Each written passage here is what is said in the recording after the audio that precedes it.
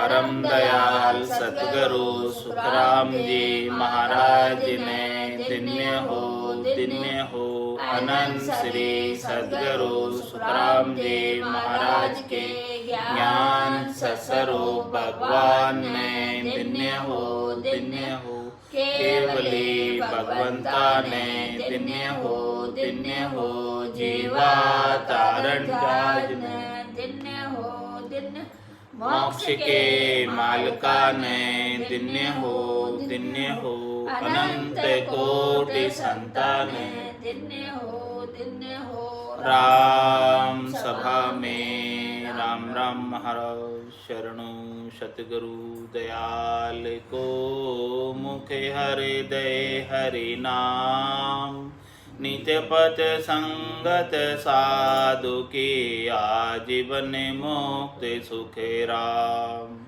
अणभे पद पर काश के दायक सतगुरु राम अनंत कोटि जन सहाय के ताय करूं प्रणाम सतगुरु को एको शब्द मन कोई ले मान तो सहज होते हैं संत दास मुश्किल सुन आसान भक्ति भक्त भगवंत गुरु चतुर नाम वपुए जिनके पद रज परसता नासत बिगन अनेक सब धरती कागद करऊ सब वन कलम कटाय सात समुद्र शाही करऊ सतगुरु गुण लिख्या न जाए राम राम राम राम राम। आप सभी के अंदर विराजमान परमात्मा के पावन चरण प्रणाम राम राम। आनंद श्री सतगुरु सुखराम जी महाराज की अणबे वाणी उपदेश का अंग चल रहा है। महाराज उपदेश के अंग के माध्यम से फरमा रहे, मेले मन का जीव पीठ पर निंदा ठाणे मुख पर बात बनाए सुगम आछी कर आणे आनंद होए खुशियाल सुख को हूँ को आवे द्वेषी नर मुरझाए अंतर बहु दुख पावे दगाबाज मुख बूंद रे दिल खुल करे न बात नित पाशा सुखे राम कहे गूथत ए निश जात। महाराज ऐसे जीवों का स्वभाव बता रहे जिनका मन मेला है, यानी मन के अंदर दाव गाव भरे हैं, मन के अंदर विकार भरे हैं, मन के अंदर द्वेष का भाव है, मन के अंदर प्रतिशोध की अग्नि है, मन के अंदर सारे जो है इस प्रकार से बदला लेने की इच्छा रखते। तो मेले मन का जीव पीठ पर निंदा ठाने, वो पीठ पीछे निंदा करेंगे और मुख पर बात बनाए सुगम आछी कराने। मुख पर तो सामने तो बहुत अच्छी बात बनाएंगे, बहुत अच्छा बोलेंगे, बहुत मीठा बोलेंगे, लेकिन पीठ पीछे निंदा करेंगे। सामने नहीं बोलते, पीछे बोलते, बाद में बोलते। तो ऐसे जो मेले मन के जीव है, महाराज फरमाने कि उनसे दूर रहना अच्छा है, उनको निकट रहना अच्छा नहीं है, क्योंकि वो मेले मन का जीव है और कभी भी जो है दाव घाव कर सकता है, कभी भी कष्ट पहुंचा सकता है, कभी भी जो है बदला ले सकता है, क्योंकि वो विरोधी भीतर से विरोध करता है, ऊपर से अच्छा बनकर रहता है, ऊपर से तो मीठा बोलता है। ऐसे कपटी मिंत को मुंडो दीजिए, मुख आगे आदर करे, पाछे काड़े गाड़, ऐसे कपटी मिंत को मुंडो दीजिए। वही बात महाराज माने कि मुख के आगे तो आदर करता है और पीछे से गाली निकालता है। तो ऐसे जो कपटी मिलते हैं उनका मुंह भी नहीं देखना चाहिए। तो मेले मन का जीव पीठ पर निंदा ठाणे, मुख पर बात बनाए सुगम आछी कर हाणे। जो भी बात कहनी है फेस टू फेस कह दो, मुँह पे कह दो। जो बात कोई अच्छी नहीं लग रही है तो वहीं सामने ही कह दो, तो उसका समाधान हो जाएगा। लेकिन मुख के आगे तो वो बात नहीं कहेंगे, क्योंकि उनको डर है कि मैं इनको कह दूंगा तो वो नाराज़ हो जाएंगे। लेकिन वो पीछे से वो ऐसी खुसर पुसर करते हैं, पीछे से ऐसी बात करते हैं। तो फिर वो महाराज फरमा रहे हैं कि वो ऐसे जीव जो है मेले मन के हैं, क्योंकि ऊपर अलग है अंदर अलग है, कपट है। ऊपर में तो मिठास है और भीतर में कड़वाट है। तो ये कपट हो गया, दोगलापन हो गया, ऊपर से अलग भीतर से अलग। वो एक मन के जीव नहीं, और एक मन के जीव को राम जी तुरंत मिल जाते हैं, और मेले मन को जीव को राम जी मिलने में बहुत समय लग जाता है। तो मेले मन का जीव पीठ पर निंदा ठाणे, मुख पर बात बनाई गम आछी कर आणे। आनंद होई खुशियाल सुख कोहूँ को आवे, द्वेषे नर मुरझाई अंतर बहु दुख पावे।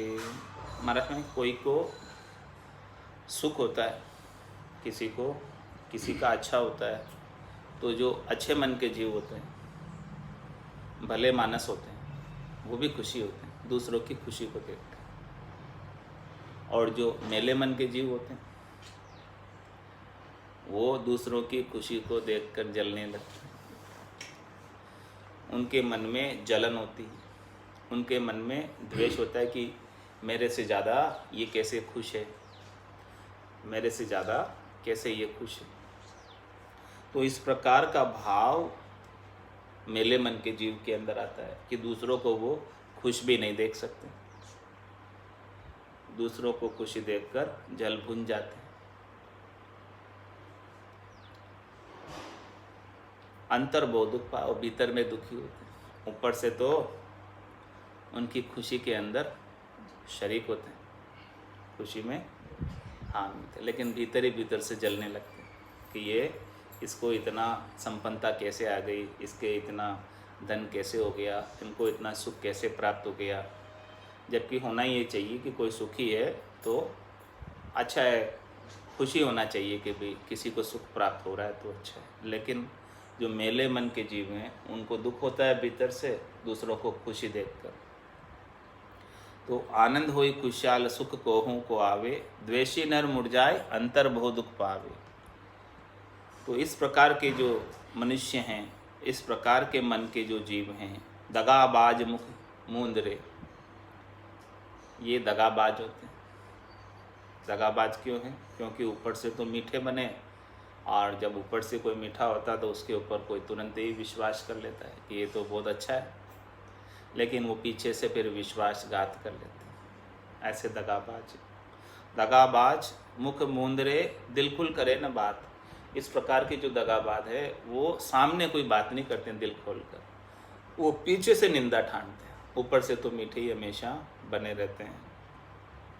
दगाबाज मुख मूंदरे, वो अपने मुख को हमेशा मूंद कर ही रखते हैं, ऊपर से कुछ नहीं बोलते हैं, मीठा ही मीठा बोलेंगे तो दिल खुल करे न बात, लेकिन पीछे से दाव गाव कर देते हैं, पीछे से वार कर देते हैं, पीछे से विश्वासघात कर देते हैं। नित्य पाशा सुकराम कह गूथ दे नित जात। वो रात दिन उनके मन के अंदर, उनके चित्त के अंदर, उनके विचारों के अंदर ऐसी फांसियाँ बूझते रहते हैं, ऐसे षड्यंत्र रचते रहते हैं, ऐसे दाव घाव विचारते रहते हैं कि किसी न किसी प्रकार से मैं इसको नीचा दिखा दूँ और मैं ऊंचा हो जाऊँ, किसी न किसी प्रकार से मैं इनसे ज़्यादा सुखी हो जाऊँ, इनको सुख जो प्राप्त हो रहा है वो इन्हें प्राप्त नहीं होना चाहिए, मुझे ज़्यादा सुख प्राप्त होना चाहिए। इस प्रकार का हमेशा उनके गट के भीतर विचार चलता रहता है, हमेशा गट के भीतर प्लानिंग चलती रहती है, हमेशा गट के भीतर ऐसा ही वो कल्पनाएं करते रहते हैं।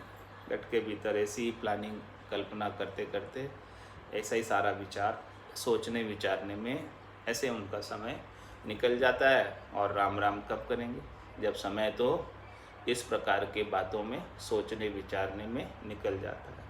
तो महाराज में हृदय के अंदर, भीतर के अंदर तो ऐसी बातें चल रही है, और भले वो मुख से राम राम कर रहे हैं, तो वो क्या हो गया, कूढ़ता हो गई, कपटता हो गई, कामना हो गई। तो महाराज मैंने ऐसे मन के जीव में कूढ़ कपट मन कामना जिनगंड भजन न होए, जिनके घट के भीतर भजन नहीं है, भीतर से भजन नहीं, जे करे तो सुखराम के लोग दिखाओ जो, यदि वो कर रहे ऊपर ऊपर से, तो वो तो केवल दिखावा मात्र है, छलावा मात्र है, पाखंड मात्र है, उसे भजन नहीं कहेंगे। जब तक भीतर से प्रेम से भजन नहीं हो रहा, भीतर से प्रेम से भजन हो जाए तो चित्त की वृत्ति ही स्थिर हो जाए, मन की वृत्ति ही स्थिर हो जाए। मन ऐसे दाव घाव विचार सोच करेगा ही नहीं कुछ ही, एकदम मन शांत हो जाएगा, चित्त शांत हो जाएगा, परमात्मा के नाम के ऊपर लग जाएगा, केंद्रित हो जाएगा, नाम का आनंद आने लगेगा। जब ऐसा नाम का आनंद भरपूर घट के भीतर आने लगे तो कोई क्या विचार की ताकत जो आ जाए, वो तो नाम का आनंद नहीं आ रहा है अभी तक, इसीलिए सारे विचार आ रहे हैं, इसीलिए मन अस्थिर बना हुआ है, इसीलिए सारे ये चिंतन कर रहा है, मनन कर रहा है, सब चीज़ें बातें सोच रहा, विचार रहा है, सब कर रहा है। जिस समय ये महारस प्राप्त हो जाएगा सद्गुरु के संतों की कृपा से, केवली भगवंतों की कृपा से, महारस से ज्ञान आनंद पद उपजे यदि निर्भय होगी, तब ये निर्भय होगा, तब जाकर चित्त की वृत्ति शांत होगी। और जब तक चित्त की वृत्ति शांत नहीं होगी, चित्त की वृत्तियों में ऐसी उथल पुथल होती रहेगी, तब तक तो वो भजन नहीं बन रहा है। कर में तो माड़ा फिरे, जीभ फिरे मुख माए, और ये मनवा तो 34 फिरे, ये तो सुमरन ना है। इसमें कैसा सुमरन हो रहा है, ये तो केवल पाखंड मात्र हो गया, दिखावा मात्र हो गया, छलावा मात्र हो गया। जब तक ये चित्त की वृत्तियाँ शांत नहीं हो जाए, तब तक मन की वृत्तियाँ शांत नहीं हो जाए, तब तक वो भजन नहीं है। तो वो किससे होगी, वो एक परमात्मा के नाम और निज नाम से, सतगुरु की कृपा से। संतो कैया पत्नी आवो, वो संतों कैया पत्नी आवे, कृपा करे दया गुरुदेव जी, जब शिष्य का भ्रम जावे। ये मन के भ्रम कब जाएंगे, शरीर संसार इंद्रियों वस्तुओं के सुखों की प्राप्ति के भ्रम जो हैं वो कब जाएंगे, जब संतों की, सद्गुरु की, केवली भगवंतों के ज्ञान की कृपा हमारे ऊपर हो जाएगी। बिना कृपा हुए ऐसे भ्रम जाने वाले नहीं हैं। ये जीव का तो स्वभाव ही ऐसा ही, मेले मन का ही स्वभाव है। मन को हमेशा शब्द रूप रस गंध स्पर्श अच्छे लगते हैं, शरीर संसार के सुख अच्छे लगते हैं, ऐसा ही मन का स्वभाव है। लेकिन जब सद्गुरु कृपा करते हैं, ऐसा निज नाम जागृत करते हैं, तो इस मन के सामने एक निज मन खड़ा हो जाता है, जो इस मन को काबू में रखता है। मन तो चोर है और निजमन उसका सिपाही। जब निजमन सिपाही सामने हो तो चोर चोरी नहीं कर सकता। जब निजमन नहीं है तब तक चोर अपना कार्य कर ले। तो निजनाम जागृत हो जाता तो निजनाम के साथ निजमन भी आ जाता, और वो निजनाम और निजमन के सामने मन का जोर फिर नहीं चलता। मन का जोर तब तक ही चलता है जब तक निजनाम और निजमन नहीं। जब तक धनी नहीं होता है तब तक चोर चोरी कर लेता है, धनी आ जाता है तो फिर चोर चोरी नहीं कर पाता है। यूसी से सोना खेत में मरग ढोर चढ़ जाए, भजन रुखाड़ो जे रहे मरग ढोर खेत नहीं खाए। जब भजन रुखाड़ा आ जाता है, नाम और निज नाम का भजन का भेद मिल जाता और आनंद प्राप्त हो जाता है, तो ये मरग ढोर जो है काम क्रोध लोभ मोह अहंकार इस नर्तन रूपी खेत को नहीं चर सकते, नहीं उजाड़ सकते। ये भजन रुखाड़ा जब तक नहीं होता है तब तक ये सब आकर चढ़ जाते हैं, इसे समाप्त कर देते हैं। जात पात के माय एक ही अदन काई, एक एक पूजनीक एक इद को सब माई। फौज फौज सब एक सरब तल घोड़ा ही से, एक परी बर जाय एक को स्वानन गीसे। तो करणी पराक्रम अधिक है अर्थ वेद के माय। जात अधिक सुखे राम कहे जातिक मतो कहाय। और उपदेश के अंक के माध्यम से सद्गुरुदेव अपने को ज्ञान समझा रहे कि जात पात के माय एक ही अदन काई। एक एक पूजनिक एक ईद को सब माय। आप आपकी जाति में सब बराबर हैं। जात पात के माय एक ही अदन काई, सब बराबर है। एक एक पूजनिक एक ईद को सब माय। एक दूसरे से एक दूसरा पूजनिक है, एक से एक अधिक है।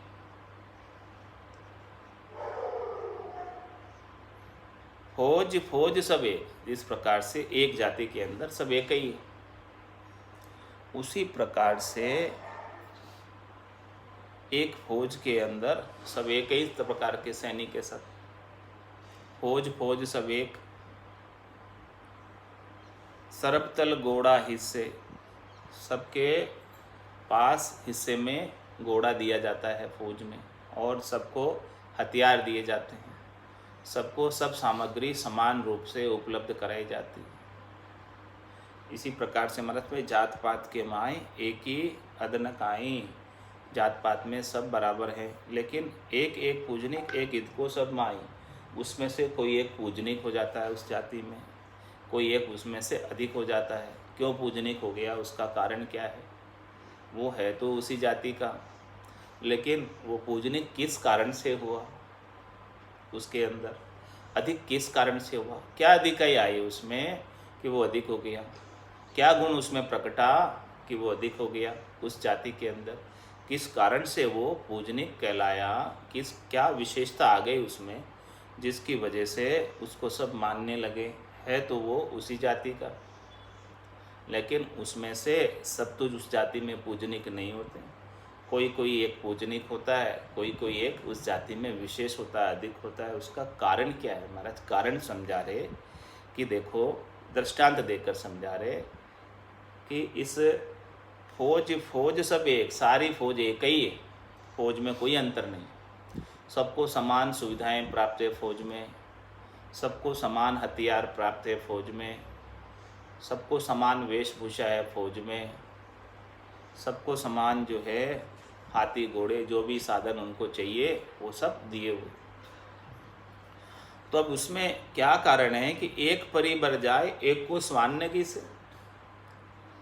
एक को तो स्वर्ग से परी आकर बरकर ले जाती है, और एक को कुत्ते भी नहीं सूंघते। क्या कारण है उसका? जिसके अंदर सुरापा प्रकटता है स्वर्ग से आकर, और वो युद्ध भूमि में रण क्षेत्र में लड़ते लड़ते वीर गति को प्राप्त हो जाता है। जो सामंत सूरवीर होता है, जिसका सिर भी कट जाए फिर भी धड़ से लड़ता रहता है, ऐसा सुरापा, ऐसा सत्य स्वर्ग से आकर जिसके गट में प्रकटता है, उसको स्वर्ग से परी बरकर लेकर जाते। जिसके ऐसा गट के अंदर सुरापा प्रकटा, जो शूरवीर है और जो कायर है, जो पीठ दिखाकर रण छोड़ दास बनकर भाग गया, उसको कुत्ते भी नहीं सुनते। और जो युद्ध के मैदान में शत्रु को सफाया करते हुए भले वीर गति को प्राप्त हो गया, उसको परी बरकर ले जाते। देखो कितना अंतर है इसमें। इसी प्रकार से महाराज फरमाने कि क्या कारण है इसके पीछे? उसके पीछे कारण है कि उसके गट के भीतर सुरापा आकर प्रकटा, शूरवीरता आकर प्रकटी। इसी प्रकार से महाराज हमारे हैं कि जैसे सूरवीर के गट में स्वर्ग से सुरापा सत आकर प्रकटा, उसी प्रकार से संतों के भजनानंदी भजन साधना करने वाले जनों के केवल्य पद आनंद पद से ब्रह्म विराट से सत आकर प्रकटता है, तभी वो उसके अंदर पूजनिक कहलाते हैं, तभी उनको सब मानते हैं, तभी वो उजागर होते हैं, तभी वो जन की पदवी प्राप्त करते हैं। जन पदवी त्रिलोक सरावे और अगम देश हंसा चले। इस त्रिलोकी में उसकी सराहना कब होगी, त्रिलोकी में वो पूजित कब होगा, त्रिलोकी में वो उजियागर कब होगा, पूरी त्रिलोकी के नर देवता सब उन्हें कब जानेंगे। सुर जाने लो, सुर जाने लो, जन को बहुत बखाने लो। जन को कब बखान करेंगे, जब उनके गट के भीतर ऐसा सत ब्रह्म विराट से आकर प्रकटेगा। उसके बिना तो कोई बखान करने वाले नहीं। कितने आ गए राजा, कितने चले गए, कौन जानता है किसका नाम। लेकिन भक्तमाल के अंदर आज भी उन भक्तों का वर्णन हम बड़े आदर के साथ, श्रद्धा के साथ लेते हैं। उनका नाम, जिन्होंने ऐसी भक्ति कर कर अपने गट के भीतर सत को प्रकटाया, जिन्होंने संतों का, केवली भगवंतों का आश्रय लेकर केवल पद आनंद पद की प्राप्ति की, उनके नाम को आज सब जानते हैं। 24 ही तीर्थंकर हुए, उनको भी सब जानते हैं। सब राजा थे और उन्होंने ऐसी भक्ति कर कर ऐसा केवल पद आनंद पद को प्राप्त किया। बाकी राजाओं को कौन जानता, केवल जिन्होंने भक्ति की है, केवल पद आनंद पद को प्राप्त किया है, उनका नाम आज भी है। आद बजो जन ऋषभ देव, अंत बजो महावीर। 8 पोर सिमरण किया, दर्चित ध्यान सधीर। दर्चित ध्यान सधीर एकंतर आसन किया, छाड़ दिया सब भरम, जगत सुचारज लिया। केवल भज केवल हुआ, चुगे हंसता हीर। आद भजो जन ऋषभ देव, अंत भजो महावीर। तो आज उनका नाम सब बड़े आदर के साथ, श्रद्धा के साथ लेते हैं और सब उनके फॉलोवर हैं। सब उनका, जैसे उन्होंने साधना करके केवल पद आनंद पद को प्राप्त किया, सभी उसी प्रकार से उनके पथ पर चलना चाहते हैं, मोक्ष का मार्ग पर, और उस मोक्ष को प्राप्त करना चाहते हैं। तो इस प्रकार से महाराज फरमाने कि देखो उनके अंदर ये अधिकाई आई है। जिस प्रकार से सूरवीर सैनिक के अंदर सुरापा पकड़ता है, तो वो भले वीर गति को प्राप्त हो जाए, लेकिन वो पूजनिक हो जाता है। उनको बड़े आदर के साथ उसका सम्मान करते हैं। उसको मरणोपरांत भी परमवीर चक्र प्रदान किया जाता है और अनेक प्रकार के सम्मानों से नवाजा जाता है, क्योंकि उन्होंने ऐसा वीर गति को प्राप्त हुए। तो महाराज फरमाने कि इनमें क्या पराक्रम अधिक है, तो करनी पराक्रम अधिक है, अर्थ वेद के माँ। ये सारा अर्थ जो है वेदों में लिखा हुआ है कि उन्होंने, उनके अंदर ऐसा पराक्रम आ गया, ऐसी चीज़ उनके पास आ गई जिसकी वजह से वो पूजनिक हो गए, जिनकी वजह से वो उजागर हो गए, सब उनको जानने लगे। जात अधिक सुखराम के जातिक मतों कहा है। महाराज हमारे कोई कहवे कि भाई जात अधिक है, वो तो जातिक मता है। जात कोई अधिक नहीं है, जात जात के अंदर तो सब एक ही है। जिनके पास ऐसी विशेष चीज़ आ गई उस जात के अंदर, वो अधिक है।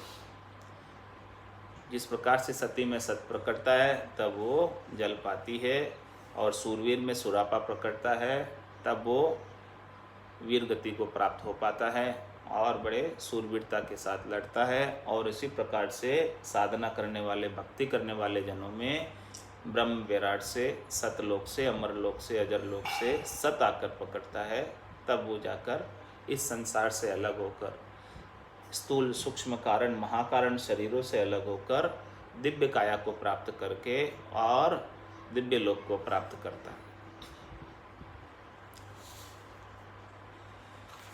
मीठा भोजन धृक पाए प्राणी दुख पावे, सो गहनो सुन बाल पेर सुरडा हुई जावे। मैं मुदी सरो पाम धिरक सो सिया मुवा, ऊंचे संगत धृक नरक अधिकारी हुआ। जहाँ तहाँ टोटो उपजे, सोई सोई तजिए धाम। नफे बिना सुख राम कहे, ऊंच चीज किस काम। महाराज फरमा रहे हैं कि देखो आप व्यापारी हैं, व्यापार करते हैं, तो किस चीज़ का व्यापार करते हैं? जिस चीज़ में आपको लाभ हो, जिस चीज़ में आपको फ़ायदा हो, इन्वेस्टमेंट कम हो और रिटर्न ज़्यादा हो। रिटर्न ऑन इन्वेस्टमेंट देखा जाता है कि अपन कितना पूंजी लगाने हैं और कौन सा धंधा, कौन सा व्यापार करना चाहिए जिसमें ज़्यादा से ज़्यादा लाभ हो। ऐसा कोई व्यापार नहीं करना चाहिए जिसके अंदर ROI कम हो, रिटर्न ऑन इन्वेस्टमेंट कम हो। ऐसा कोई व्यापार नहीं करना चाहिए, वही करना चाहिए जिसमें ज़्यादा से ज़्यादा लाभ हो। वही बात महाराज फरमा रहे हैं इधर, मैनेजमेंट की बात है कि इस प्रकार से अपने को अपना कार्य, क्योंकि अपने पास संसाधन सीमित है, पूंजी सीमित है, साधन सीमित है, समय सीमित है, तो कम समय के अंदर कम साधनों से, सीमित साधनों से, सीमित पूंजी से अपने को ज़्यादा से ज़्यादा लाभ कमाई का कार्य करना।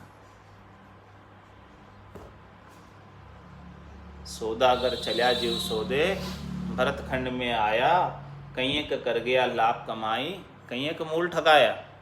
तो जिसको ऐसा सद्गुरु प्राप्त हो गए, संतों का ज्ञान प्राप्त हो गया और जिन्होंने ऐसा भजन कर लिया, उनको तो लाखों करोड़ों की कमाई हो गई और सच्ची कमाई हो गई।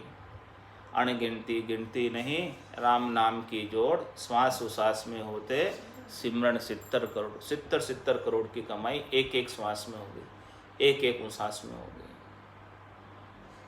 और जिनको ऐसा संतों का, सद्गुरु का ज्ञान का भेद प्राप्त नहीं हुआ, उनको धंधा करना आया ही नहीं, उनको व्यापार करना आया ही नहीं। और जिसको व्यापार करना, धंधा करना आया ही नहीं, तो वो अपनी मूल पूंजी को भी गंवा कर चले गए। 77 करोड़ 76 लाख की पूंजी परमात्मा ने 100 बरस की आयु में देकर भेजी। 21,600 श्वास रोज दिए, 360 से गुणा करो और 100 से गुणा करो तो 77 करोड़ 76 लाख का आंकड़ा मिल जाता है। इतनी पूंजी परमात्मा ने देकर भेजी है, फिर भी उनका सदुपयोग नहीं किया, नहीं समझ होने की वजह से, अज्ञानता की वजह से। तो उसी प्रकार का महाराज फरमाने, ज्ञान फरमा रहे हैं कि भी मीठो भोजन धृक पाए प्राणी दुख पावे। ऐसे मीठे भोजन को भी धिक्कार है, ऐसी मिठाइयों को भी खाने से धिक्कार है कि हृदय रोग हो जाए, डायबिटीज़ हो जाए, ये सारी बीमारियां हो जाए, दुख ही पाना पड़ता है। ऐसा मीठा भोजन करके क्या फ़ायदा। गरिष्ठ भोजन, मीठा भोजन जो भी है, इतनी मिठाइयाँ जो बहुत घी से बनी हुई है, बहुत शक्कर जिनके अंदर है, तो वो अनेक प्रकार के उच्च रक्तचाप का रोगी हो जाता है और हृदय रोग का रोगी हो जाता है, डायबिटीज़ का रोगी हो जाता है। तो ये सब चीज़ें अच्छी नहीं है, इन्हें छोड़ ही देना चाहिए और एक उम्र के बाद तो छोड़ ही देना चाहिए। सो गहणों सुख बाल पेर सूडा हो जावे। उस गहना किस काम का, पर वो बाल आ गई गहना में। महाराज के सो गहणों सुख बाल, महाराज करे सुखराम जी महाराज, पर बाल आ गो, पैर सूडा हो जावे, जिसको पहनने से सुरड़े हो जाए, यानी कान में छेद हो जाए। कान ही पूरे इतना मोटा पहन लिया कान में कि कान के अंदर ही छेद होके नीचे गिर गया। वो क्या फ़ायदा है ऐसे गहने का। मेमोदी सरो पाम धीरक सो सिया मुआ। महाराज माने कि वो मेमोदी यानी वो बिल्कुल बारीक, बिल्कुल पतली ढाका की मलमल, हाँ, वो सिर से पाँव तक किसी ने ढकी है। बहुत महंगी आती है, जिसको अंगूठी में से भी निकाल देते हैं, आती इतनी महंगी है। अब उसको जो है सिर से पाँव तक किसी ने ढक लिया, मेमूदी सिरो पाँव मलमल को सिर से पाँव तक किसी ने ढक दिया, तो लेकिन वो क्या काम की, जिससे ठंड भी नहीं जाए। उसको पहना, इतनी महंगी लाए, इतनी अच्छी चीज़ और इतना पैसा खर्च किया, लेकिन ठंड नहीं गई। तो हाँ, अंग भी नहीं ढके और इतनी महंगी चीज़ लाकर धीरक सो सिया मुँह, फिर ठंड लग रही है वो उसको पहनने के बाद भी, तो क्या काम की वो। इसी प्रकार से महाराज हमारे ऊंची संगत धृक नरक अधिकारी हो।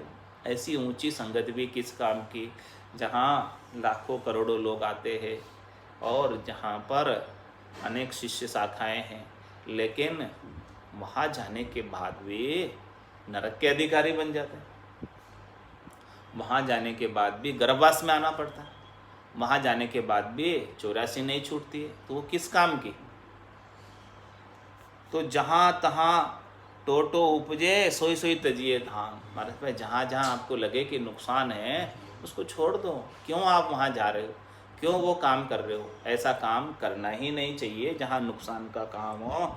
नफ़े बिना सुकराम के ऊँच चीज़ किस काम भी, जहाँ जिस चीज़ में नफ़ा नहीं हो वो भले कितनी ऊंची हो, कितनी महंगी हो, क्या काम की? आपके लिए तो काम की नहीं है। भले लोग भले उसे महंगे होने की वजह से खरीद ले रहे हो, लेकिन आपके तो उसका उपयोग देखो कि आप क्या उपयोग कर सकते हैं इसका, क्या आपके लिए लाभप्रद है कि नहीं है। महाराज इस प्रकार से उपदेश के अंग के माध्यम से ऐसी बात समझा रहे कि अपने को ऊंची संगत में जाने से जहाँ नरक के अधिकारी हो जाते तो उसको नहीं जाकर अपने तो ये राम नाम की संगत कर लो, जिससे आप अमर लोक के अधिकारी हो जाओगे, संतों के देश के, रामजनों के देश के अधिकारी हो जाओगे।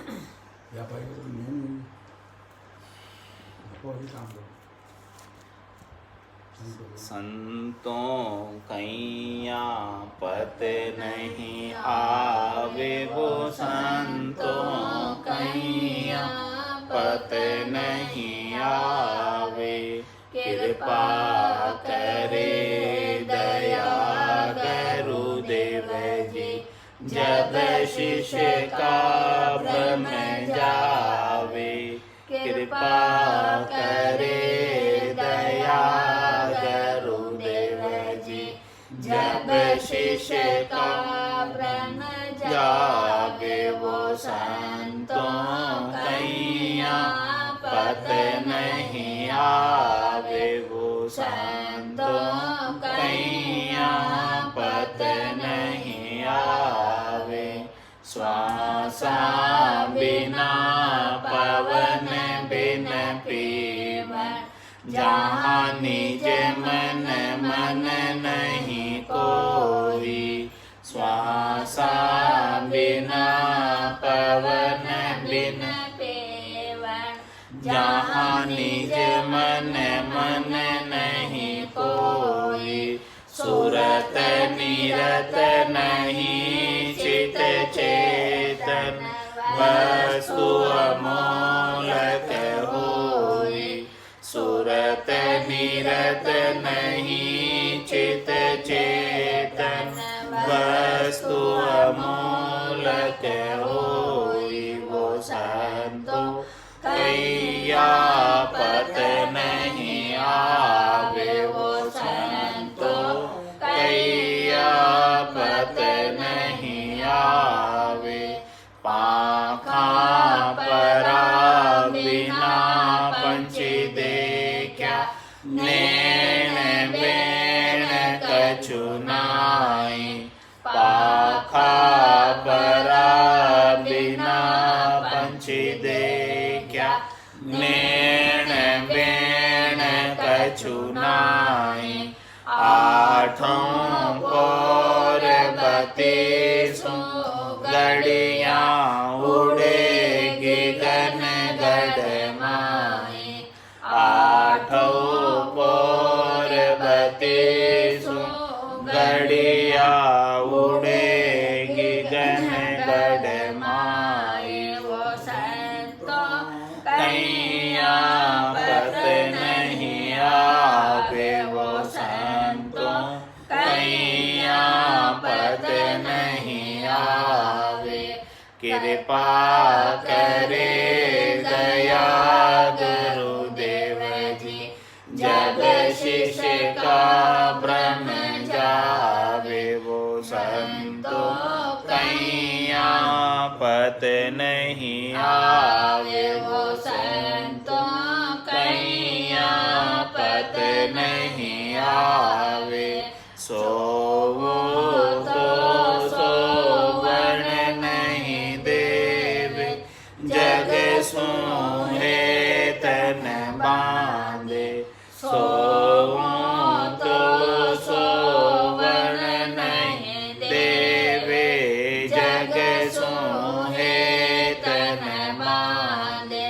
पाँच पचीस किया मुख आगे, चौक गिगन दिस सांदे। पाँच पचीस किया मुख आगे, चौक गिगन दिस सांदे। वो संतों कैया पत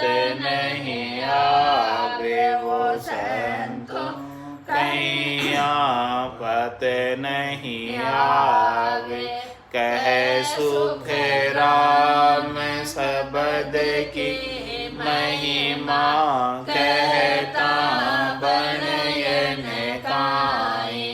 कह सुख राम सबद की महिमा, कहता बनयन काई।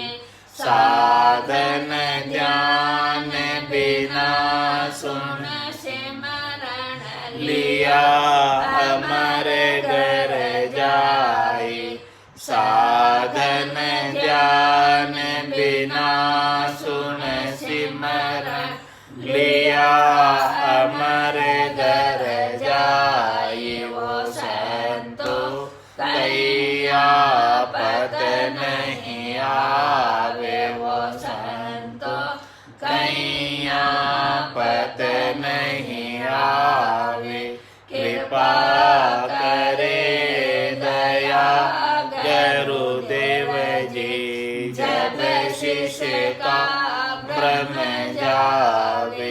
कृपा करे दया गुरुदेव जी, जब शिष्य का भ्रम जावे। वो संतो कैया पत नहीं आवे। वो संतो कैया पत नहीं आवे।